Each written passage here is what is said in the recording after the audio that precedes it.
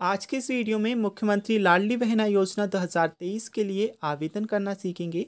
जैसे कि आप देख सकते हैं, आवेदन के लिए जो फॉर्म है वह मेरे पास है। इस फॉर्म को अगर आप डाउनलोड करना चाहते हैं तो पीडीएफ फॉर्म में डाउनलोड भी कर पाएंगे। वह प्रोसेस भी मैं आपको इस वीडियो में बता दूंगा। इससे पहले आपको फॉर्म को सही तरीके से बिना गलती किए कैसे भरना है वह मैं आपको बताता हूँ, क्योंकि 50% लोग एक ही गलती कर रहे हैं फॉर्म को भरने में। इसके कारण जो उनका आवेदन है वह भी निरस्त हो चुका है, और अगर आप भी वही सेम गलती दोहराएंगे तो आपका जो आवेदन है वह भी निरस्त हो सकता है, और जो आपको 1000 रुपये हर महीने इस योजना के अंतर्गत मिलने वाले हैं वह भी आपको हो सकता है नहीं मिले। तो आपको एक गलती नहीं करना है जिससे आपको योजना का लाभ भी मिले और आपको कोई प्रॉब्लम भी ना हो। अगर एक बार गलती हो गई तो फिर सही होने की गुंजाइश भी नहीं है। चलिए तो जानते हैं, आइए कैसे आपको फॉर्म भरना है। सबसे पहले आपको दिया है यहाँ पर आवेदिका का समग्र आईडी। तो एक फॉर्म मैंने पहले से भर कर रख रखा है, वो फॉर्म मैं आपको बताता हूँ। ये देखिए, एक फॉर्म मैंने आपके लिए भर कर रखा है आपको समझाने के लिए कि स्टेप बाय स्टेप आपको कैसे फॉर्म फिलअप करना है, कोई गलती किए बगैर।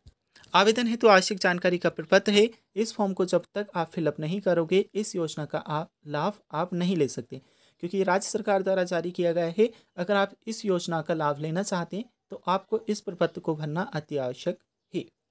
आवेदिका का समग्र आईडी सबसे पहले आपको डालना होगा इस ये जो आपको कॉलम्स दिए हैं इनमें। और देखिए, इसमें भी दो चीज़ होती हैं। एक होती है आवेदक का जो समग्र आईडी होता है, परिवार आईडी होता है। एक होता है विशेष व्यक्ति की।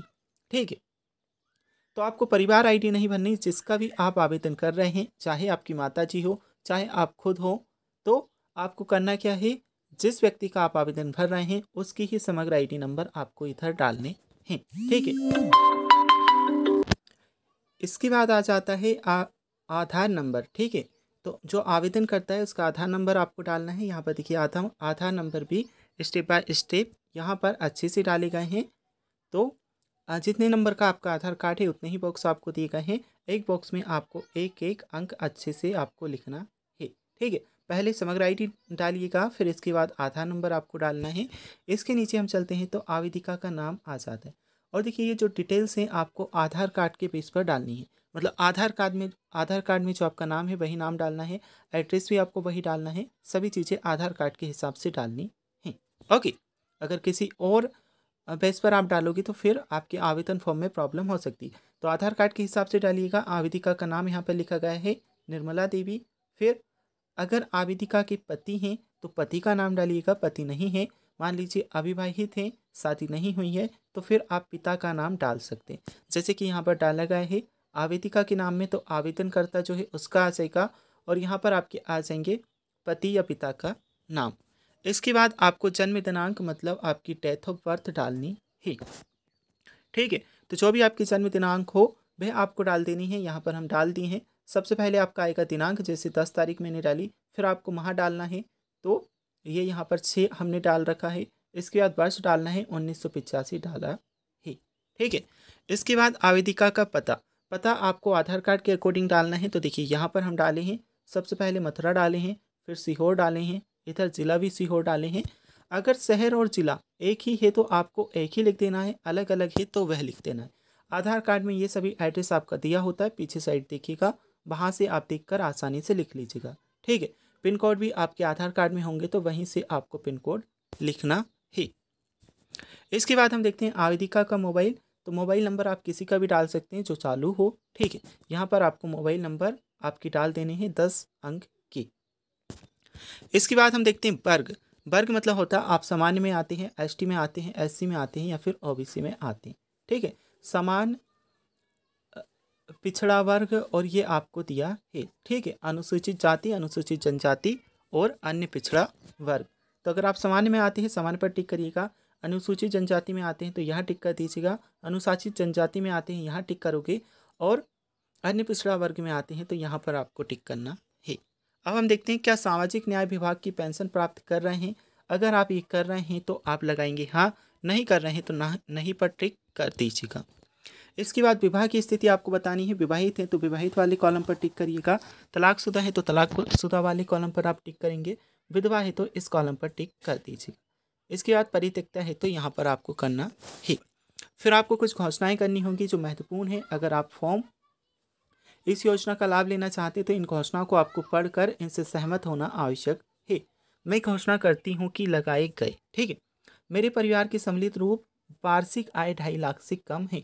अगर आपकी 2.5 लाख से अधिक है तो फिर आप इस योजना का लाभ नहीं ले सकते, इसलिए 2.5 लाख से कम होना आवश्यक है। यहाँ पर आप टिक कर दीजिएगा। मैं स्वयं तथा मेरे परिवार का कोई सदस्य आयकर दाता नहीं है। अगर आप इनकम टैक्स देते हैं तो इस योजना का लाभ नहीं ले सकते। वैसे सभी लोग इनकम टैक्स बहुत कम लोग देते हैं, तो आप भी इस योजना के पात्र हैं, तो यहाँ पर आप टिक कर देंगे।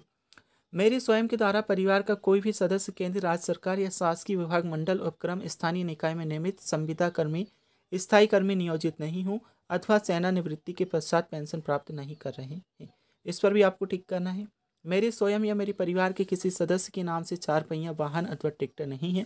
वाहन ट्रैक्टर भी है तो फिर आपको प्रॉब्लम आएगी इस फॉर्म को भरने में, तो ये याद रखिएगा कि आपके परिवार में किसी के पास वाहन ट्रैक्टर 4 पहिया नहीं होना चाहिए, ठीक है। और इस पर आपको टिक कर देना है। मुझे भारत राज्य सरकार द्वारा किसी योजना में प्रतिमाह 1000 रुपये से अधिक प्राप्त नहीं हो रही है, इस पर भी आपको टिक करना है। मैं स्वयं या मेरे परिवार की कोई सदस्य निर्वाचित एवं मनोनीत जनप्रतिनिधि पंचायत की वार्ड पंच और सरपंच को छोड़कर नहीं है। मैं स्वयं या मेरे परिवार को कोई सदस्य भी भारत सरकार राज्य सरकार द्वारा चयनित मनोनीत बोर्ड निगम मंडल उपक्रम के अध्यक्ष संचालक सदस्य नहीं हैं। चलिए, तो ये सभी कर लीजिएगा। इसके बाद आपको यहाँ पर आपके हस्ताक्षर करने हैं। हस्ताक्षर का मतलब आप जानते ही हैं, सिग्नेचर साइन, ठीक है। तो आपका नाम लिख दीजिएगा, हस्ताक्षर कर दीजिएगा। इसके बाद जो है आवेदन की प्रविष्टि के पश्चात पावती फाड़ कर दी जाए, तो ये आपको फाड़ कर देनी है, ठीक है। इसमें ऑनलाइन पंजीयन क्रमांक डालना है, आवेदिका का नाम डालना है, आवेदन की दिनांक डालनी है और पिता पति का नाम डालना है। इसमें आपको जो तीनों बॉक्स दिए हैं, आपका समग्र ई-KYC पूर्ण है, यहाँ पर टिक करिएगा। आपका आधार बैंक अकाउंट से लिंक है, यहाँ क्लिक करिएगा। आपका बैंक अकाउंट DBT इनेबल है, यहाँ क्लिक करिएगा, ठीक है। तो ये कुछ इस प्रकार से आपका फॉर्म है, ये आपको फिलअप करना है। सभी डिटेल्स आपको बता दी हैं। एंड साथ ही आप देखना चाहते हैं कि मोबाइल से ऑनलाइन आवेदन आपको कैसे करना है, तो इसके लिए आपको वीडियो का लिंक मिलेगा डिस्क्रिप्शन बॉक्स में, उस लिंक पर क्लिक कर आप वीडियो देख सकते हैं।